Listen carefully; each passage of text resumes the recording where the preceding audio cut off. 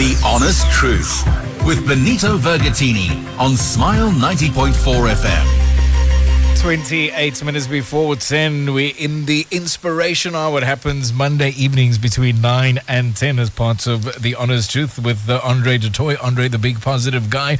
Tonight is like my birthday, so we've got not one political analyst online, but two political analysts online. And this one, I'm also a huge fan of him. Daniel Silke, welcome to the studio. Andre, lovely to be with you and on Smile tonight. Tell us a little bit about yourself. What do you tell the people what you do and this passion that you have for the strange subject of politics and economics? well, sometimes people think they are impressed, but I always say I'm very impressive in hindsight, Andre. So I think I can we can all give expert advice after the fact.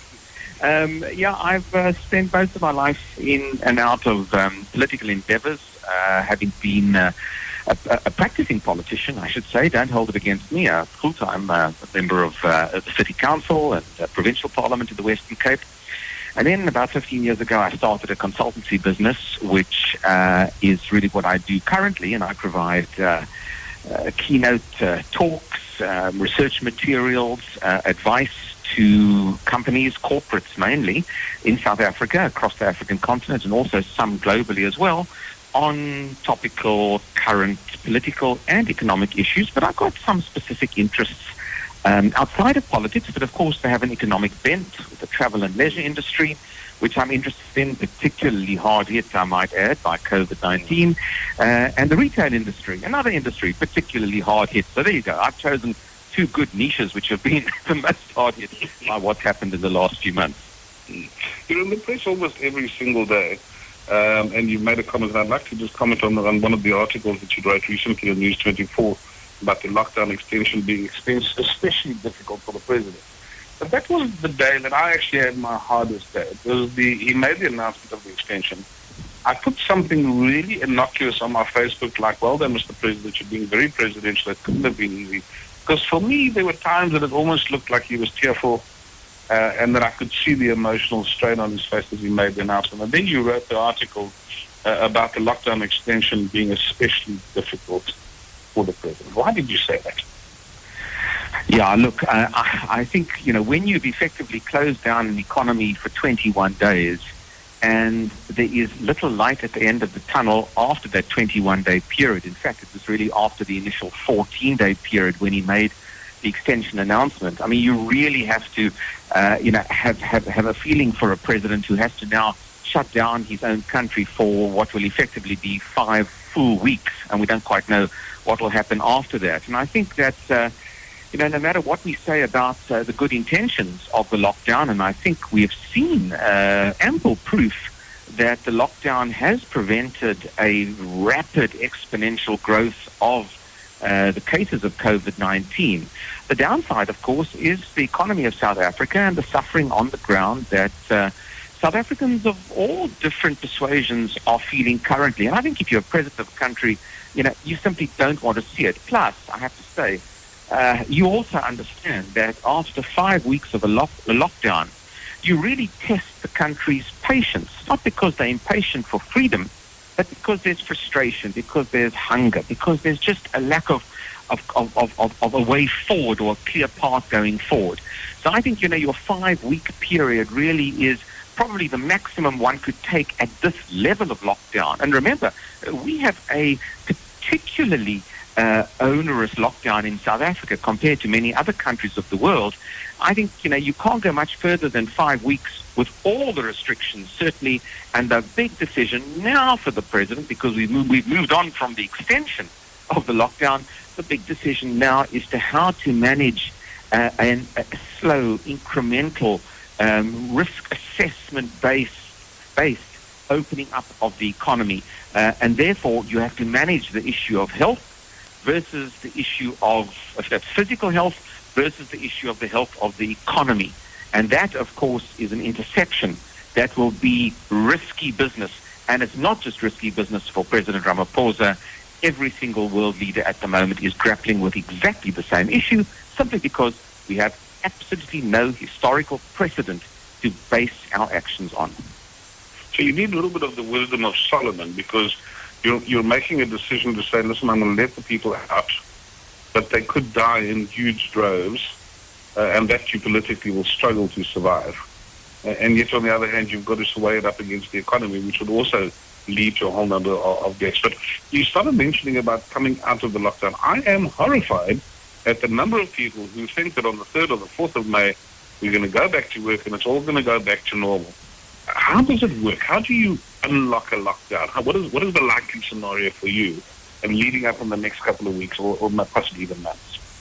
Yeah, look, I think everybody must be aware that this is not the opening of the door and a free-for-all at the end of the lockdown. What we are likely to see is a very incremental, softly approach to opening up, on the one hand, key industries that need to support the economy, and on the other hand, opening up industries that may be regarded as relatively low risk in terms of how they themselves conduct themselves. So I think what we're going to see is businesses that can provide the necessary assurances that their workers are adequately prepared and looked after in terms of the health requirements and the cleanliness requirements. Those businesses might get the nod. In the case of the mining industry in South Africa, we desperately need to kickstart the production of commodities because, for all the negativity that there is, we are going to start to see a modicum of a rebound from particularly China, who demand our commodities. And we need to be able to produce those commodities as that economy begins to lift itself off its tough time as well. So you have to be ready also for key exports into your export market. But as long as you can, as best you can, produce goods and services in a relatively safe and risk-averse manner, then I think those are the areas of the economy that will obviously get the nod first. But there are areas of the economy that probably will not. Returning to an office is going to perhaps take a lot longer. The reopening of schools possibly take a lot longer. Travel, certainly, I think also, perhaps in a different format, perhaps domestically at first. International travel, perhaps months or many, many months away from now. So I think that we are going to see just a very slow, and I think that's the good news, it has to be a slow and very considered reopening and, of course, monitoring of the health position simultaneously. And what this lockdown has done, it's provided us with at least some time to get our public health facilities up and running, to figure out how we track and trace individuals, and also, of course, hopefully to ramp up testing, which will be vital. And that's what we bought. We bought perhaps 5 weeks here, or even more, by stemming the tide of the virus transmission. And that's why you can now potentially think about these limited unlockings that we are speaking about. But that is not, as I've said, it's not going to mean that suddenly, you can jump for joy. It's going to be a pretty, I think, slow and for some quite tough sort of reboot of our economy going forward. So I think that's an excellent and a very considered approach. So we might find very soft industries opening first. I've been looking at the other countries. Austria, for example, opened garden centers, hairdressers, and hardware stores in their first week. And I thought to myself, why would they possibly consider? And I've heard in Italy they're just thinking about opening bookstores. But I think they're regarded as very low risk. And on the other side as well, we're looking at those industries which are critical. And I see the first thing they did last week was open up the harbors where we're starting to load and offload the ships so that we don't have this massive sort of lineup. Other than the virus, obviously when you shut down half the world for 5 weeks, are there any other imminent changes that we're going to see to the economy when we walk out? What can we expect on the 4th of May, whether we go to work or not?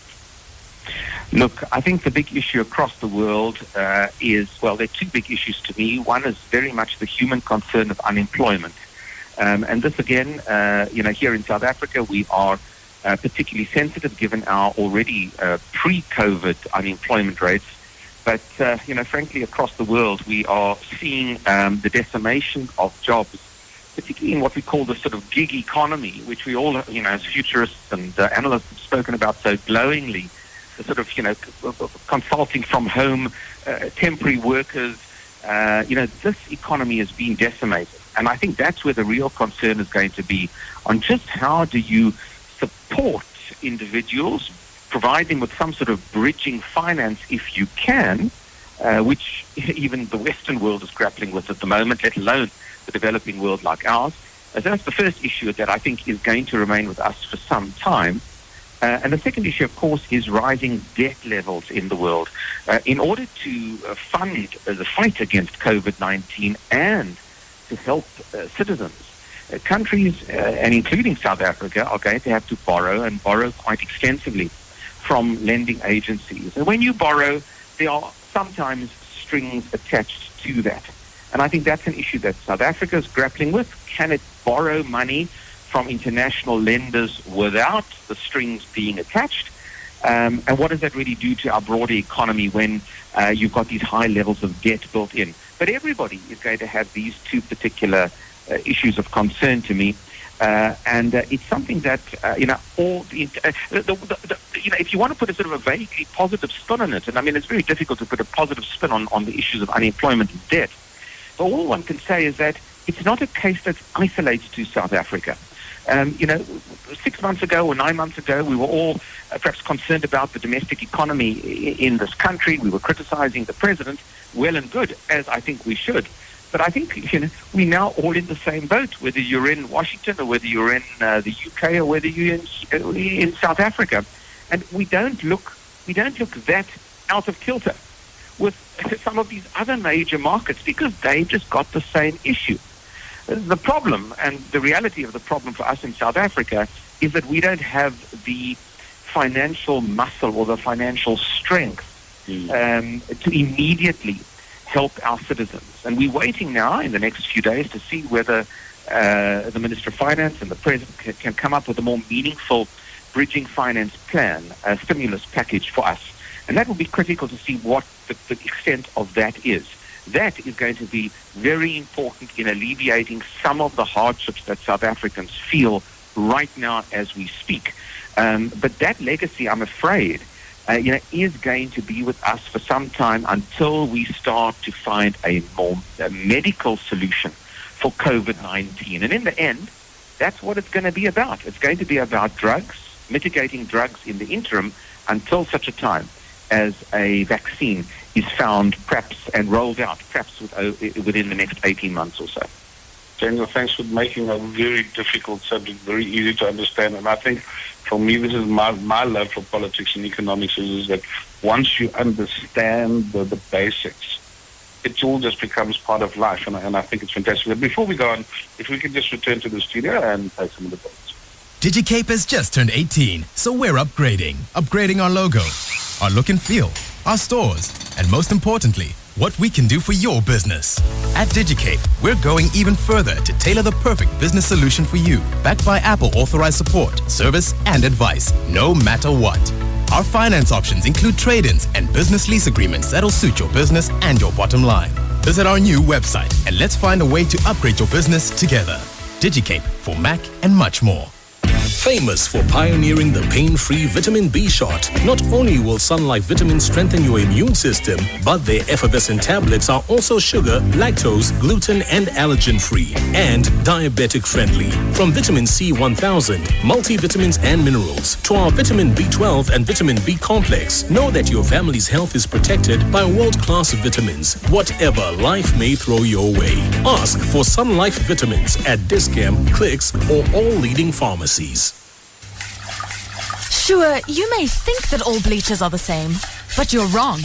You see, Albex bleach not only removes that dreadful rotting smell left by your husband in the toilet, it not only gets rid of the muddy paw prints your dogs run through the house, but it also removes that stain on your shopping receipt left behind by those more expensive bleach brands.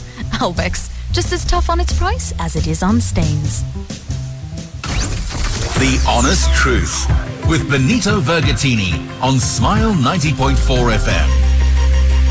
With Andre, the big positive guy, part of the conversation. It's the Inspiration Hour. Andre chatting to Daniel Silke. Daniel, thanks. We were just getting into some of the meaty sections there.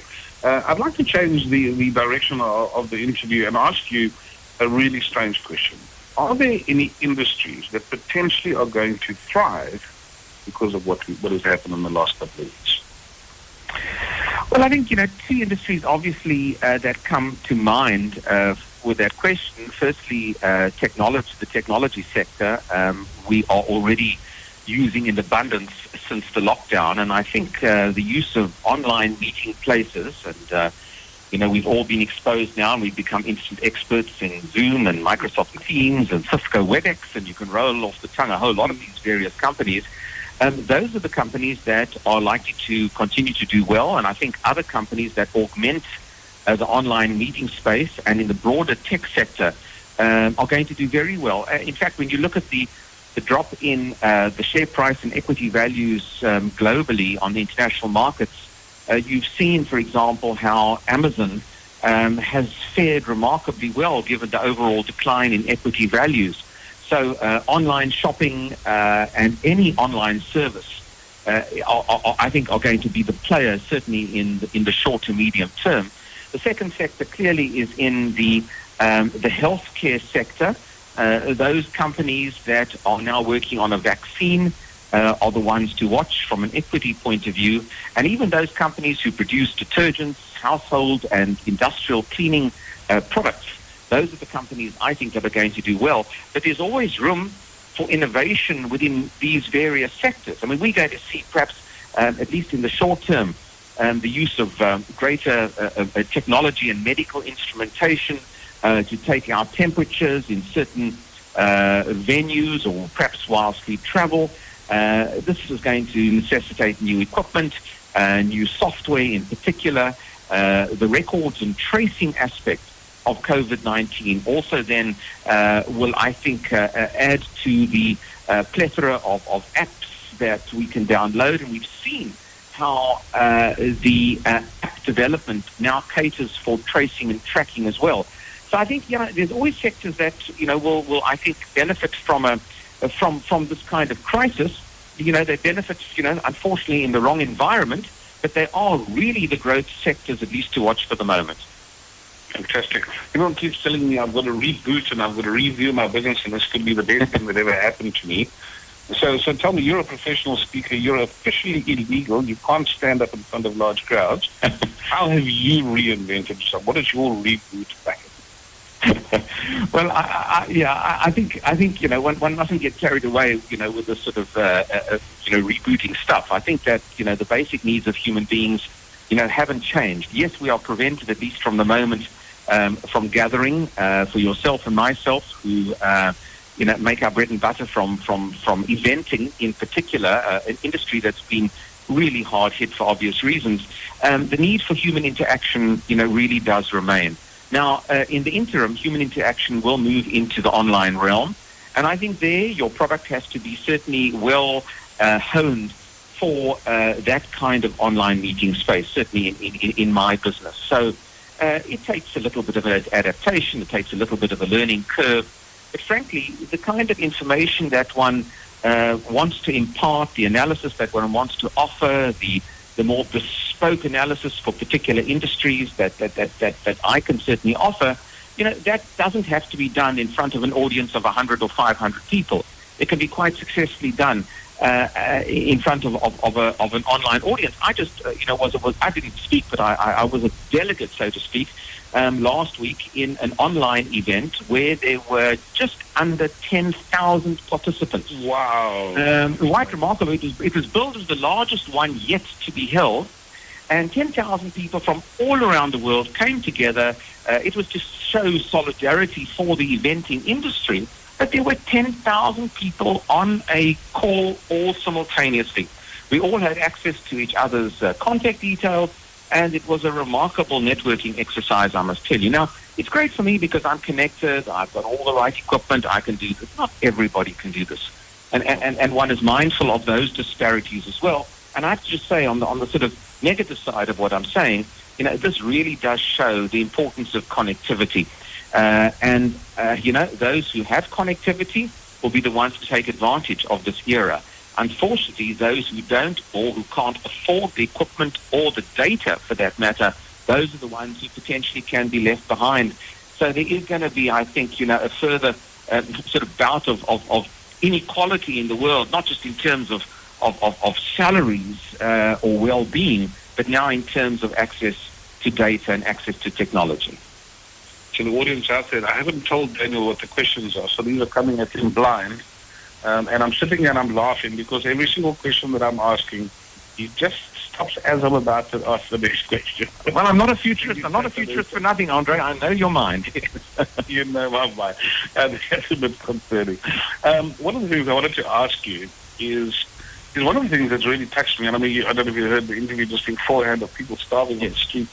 He spoke of, Malani was speaking about, probably one of the greatest political dangers is the population running out of food. In the extension of the lockdown, the president made a statement and he said, this is going to be a time for reconstruction. I've realized that I'm only as safe as the weakest link within my community. Are we going to see substantial change on the ground? Are we going to start seeing houses being built in healthcare systems? Is there any hope for all the money all gone?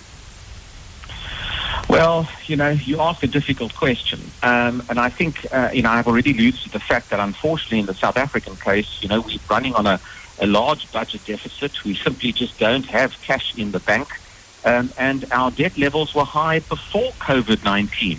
So our position is a lot more precarious than, the United States or, Germany or other countries with the ability to inject cash into their system quite quickly.